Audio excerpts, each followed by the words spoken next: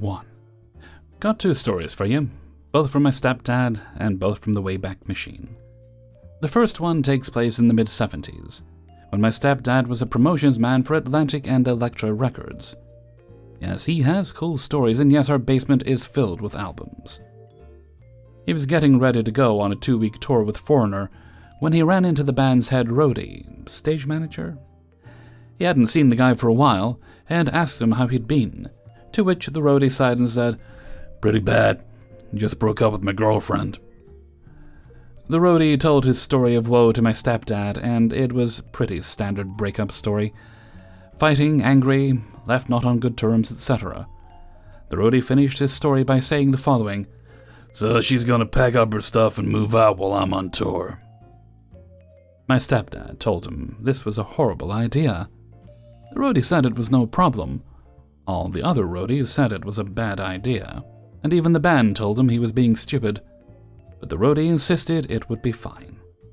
Well, the roadie gets back and his house is fine. Nothing broken, it's clean.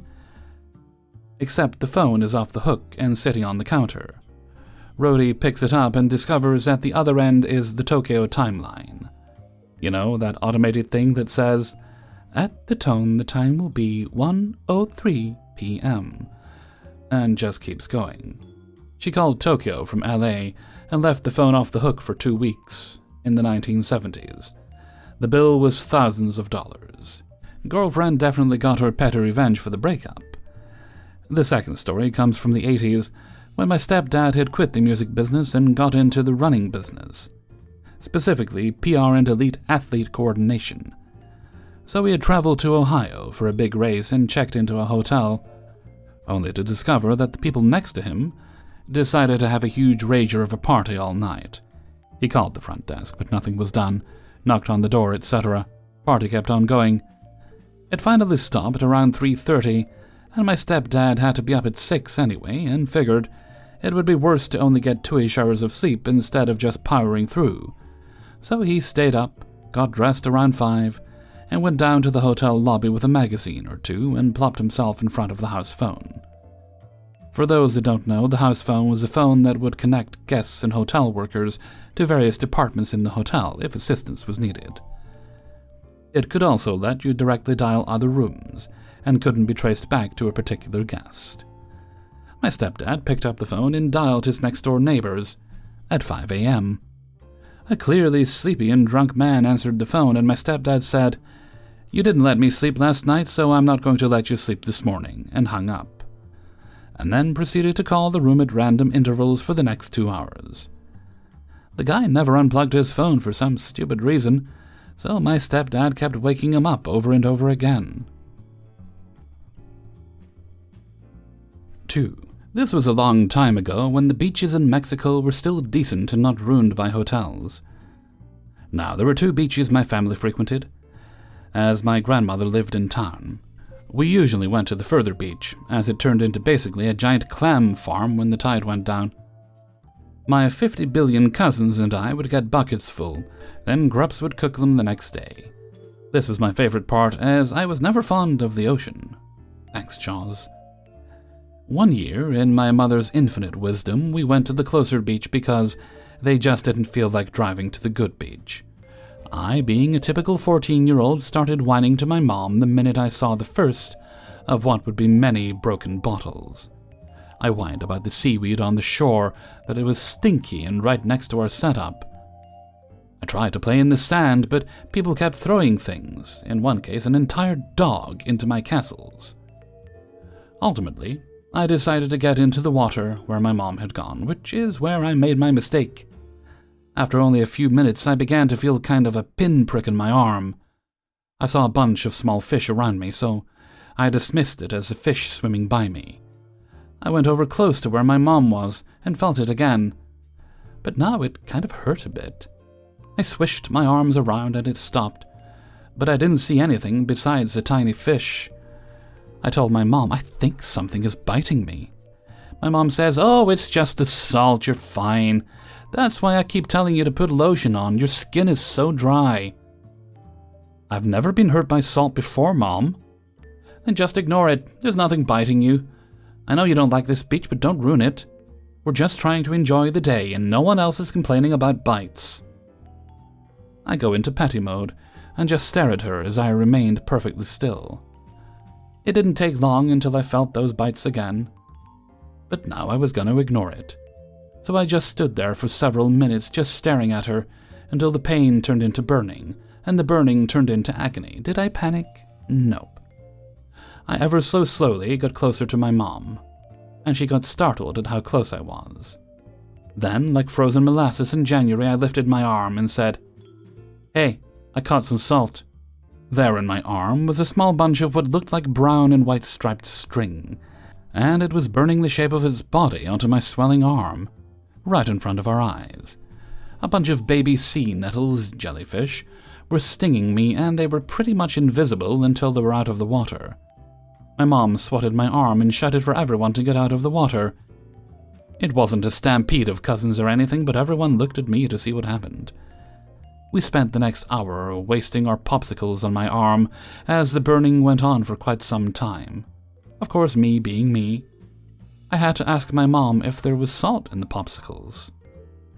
It didn't stop them from going to that beach, but the next time they went, it was the season for the moon jellyfish, which wash upon the shore and completely cover the beach, making it really dangerous for children and dogs alike. The time after that, there were so many people and so much rubbish that my cousin almost stepped on a small pile of broken beer bottles and used syringes. I never went back. Now, you might be wondering why we didn't leave. Because I was still breathing, no limbs missing on this gal. They soaked a towel in the beer cooler water and wrapped my arm until we left. They cut some aloe and put that on it when we got back. I'm probably wrong about the moon jellies, but they look like them, just as small and transparent with a blue tint. Yes, they sting a lot of dogs' noses. They really did throw a dog, think drunken hot potato, but with a small angry chihuahua. And the loser gets the business end of him. No, he wasn't hurt. Yes, they regretted it later, after losing some leg skin. Yes, my mom was mortified, and I got a chancla to the head later for the popsicle dig. I wouldn't have done it if I hadn't known how she would react. My mom and I always fought. She would say I was lying when there was no reason and no advantage to lie. We also had some savage snark battles as I got older. Now, my dad was downright abusive, so when he was out of town we would be at war, but she never beat me. She died of a brain tumor in 2011. And god damn it if my last conversation with her wasn't a flippin' argument, that salty, wonderful bitch. 3. This story happened in 7th or 8th grade, about 15 years ago. I was in a fairly large class at the time, and we would have all kinds of kids. We would have the quieter ones, the nerdier ones, the troublemakers, etc. We didn't really have any bullies, but there was a girl, Helen, who was basically mean to everyone. I was a combination of nerd and class clown, so as you can imagine, it was as if I had painted a target on my back for offensive remarks and whatnot. Helen seemed to enjoy more making her obnoxious and caustic remarks towards me than she did other people. I really did not like her, and I assume hardly anyone did. One day in biology class, we were given an assignment to make a presentation about an organism, and we were paired randomly by the teacher. Knowing my luck, I ended up paired with Helen. It's been a few years, but I think the organism we were given to present was a mushroom or something. Anyway, I was not happy about it, but there was nothing I could do. Reluctantly, I discussed with her what parts each of us should cover for the presentation. We agreed that each one would do their own part and present them in turns. Helen, besides mean, was also particularly lazy and not a very good student. I was almost certain that for the assignment, all she would do was open the relevant Wikipedia page, print it, and read the relevant subsections when it came her turn to present. That's when an idea came to mind. I could extract some payback for all the time she mocked and made fun of me. I wasn't sure if I would succeed, but I had to try. At the time, Wikipedia wasn't as closely monitored for vandalism, especially the Wikipedia in my language, which isn't a super popular one. I go to the page and start changing a part which was in a subsection that she surely would read. Let's say the sentence was, "The standard for the name mushroom is the cultivated white button mushroom." but I made it look like this. The standard for the name mushroom is the cultivated I am a slut white button mushroom. This may feel a bit unnatural in English, but in my language it was mostly seamless, and there wasn't a risk of her mispronouncing it due to the pronunciation rules we have. When it comes our turn to present, I say my part, and then I wait for hers. Sure enough, I see Helen holding a small stack of papers with the Wikipedia page I assumed she would print. She starts reading, and then she gets to the edited part. She reads it without skipping a beat. She pauses after saying it with a puzzled look on her face. After a couple of seconds of delay and an initial shock, the entire class burst into laughter. The teacher looked puzzled, wondering what the hell happened, and Helen frantically was trying to show us that this was the text she was reading, and someone must have pranked her. I feigned ignorance with the rest of the class, and thankfully the teacher, who was a bit old and not really tech-savvy, didn't seem to suspect me of foul play. I'm fairly certain that Helen suspected I was the one who pranked her, but there was no proof. I had re-edited the Wikipedia page in the morning before the presentation, how it was before, and I doubt many in my class knew about Wikipedia editing and history. I'd like to say that her behavior changed for the better, or at least she learned to steer clear of me, but that would be a lie. She continued being obnoxious through the entirety of the year, but thankfully she transferred schools after the year ended. Irrelevant to this event, due to her family moving. 4. A few months ago, after finishing an exhausting 24-hour shift, I decided to stop by a sandwich bar near my workplace. It was a spot where my colleagues placed big orders for lunch every day since we didn't have a restaurant on location. Little did I know that this ordinary visit would ignite a desire for payback. As I entered the sandwich bar, I encountered two women who immediately treated me with a disdain. It felt like they didn't want to serve me, possibly because I appeared to be a foreigner, something common in my country, especially in smaller villages where this story takes place. Ignoring their unfriendly glances, I headed to the sandwich counter, but they abruptly told me to wait behind 3 other customers who were queuing at the deli counter. I tried to explain that I wanted a sandwich, not deli products, but they insisted I follow their instructions. Growing frustrated with the slow servers and sensing their animosity, I made the decision to find another place to get my sandwich. It seemed they didn't appreciate my patronage, and I was determined to make them regret it. During my next shift, a cunning plan started to form in my mind.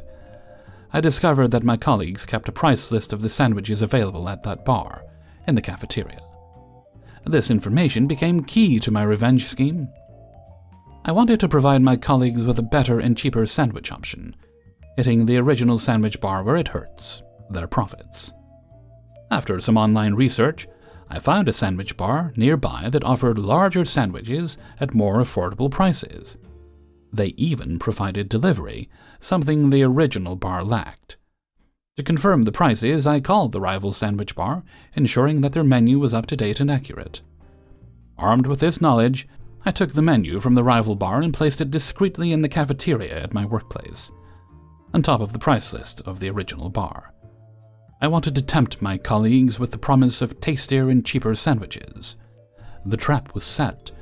All I had to do was wait for them to fall into it. They took the bait. My colleagues couldn't resist the allure of better quality sandwiches at lower prices and abandoned the original bar and flocked to the new establishment. The financial blow to the original bar was significant, with my colleagues collectively spending $50 less per workday, amounting to a loss of $11,000 per year.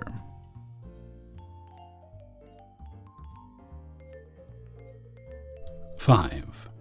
I worked in a very stressful job for 3.5 years. Towards the end, I had some surgery and wasn't in a good headspace. I went into the back room one day and was sobbing. Well, apparently sobbing at work was unprofessional, and I should just get a Xanax prescription per the head of HR.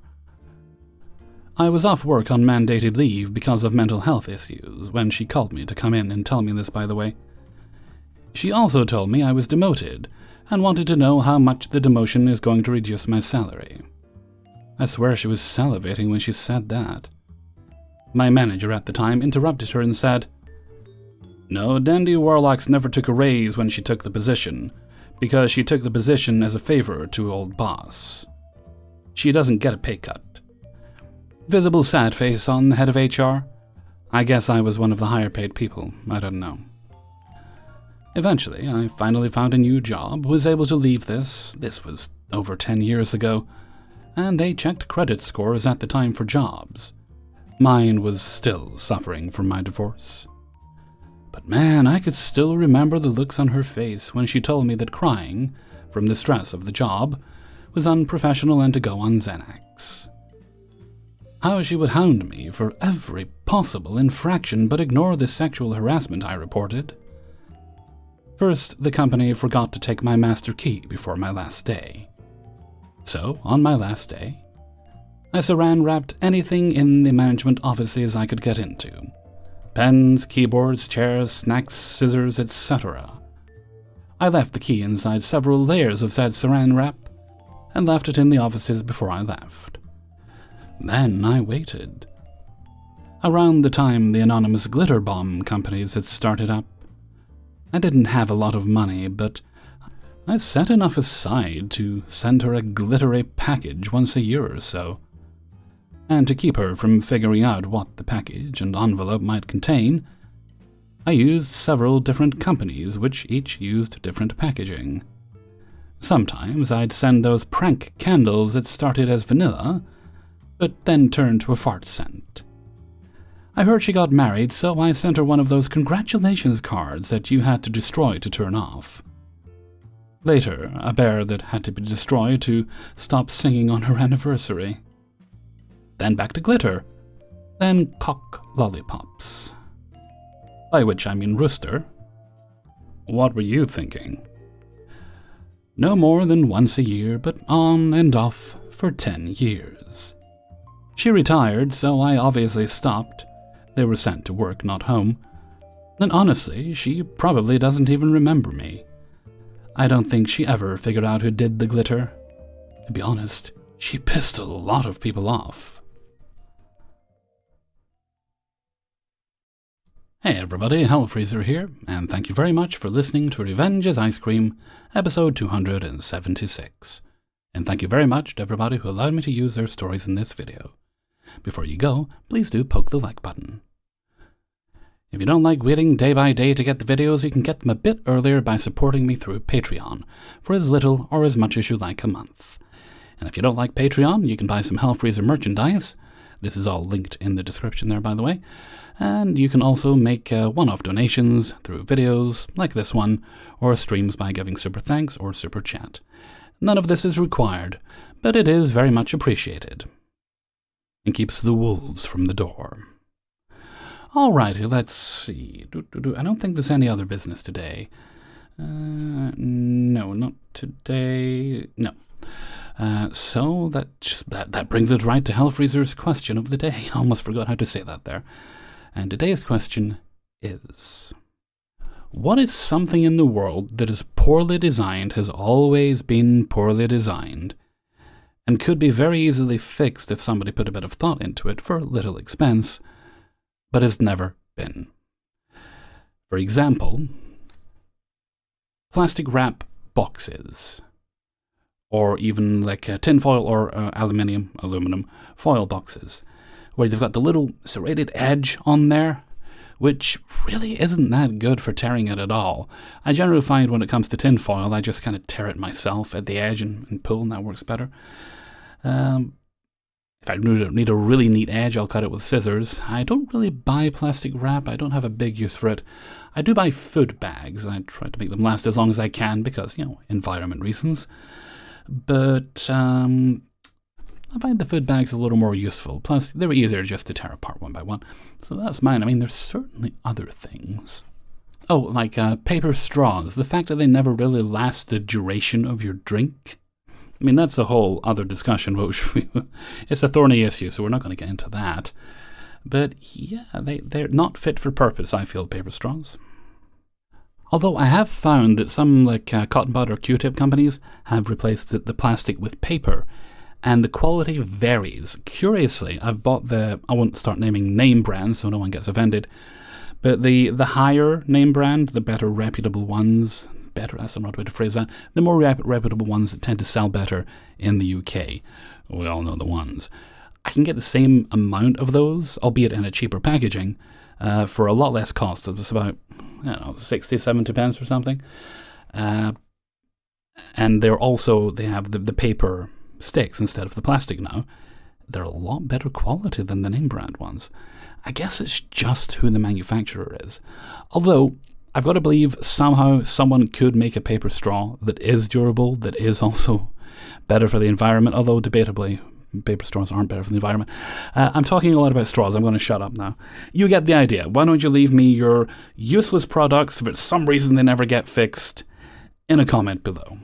And with that, I'm going to head off for now. So until next time, thank you very much for listening, and take very good care of yourselves.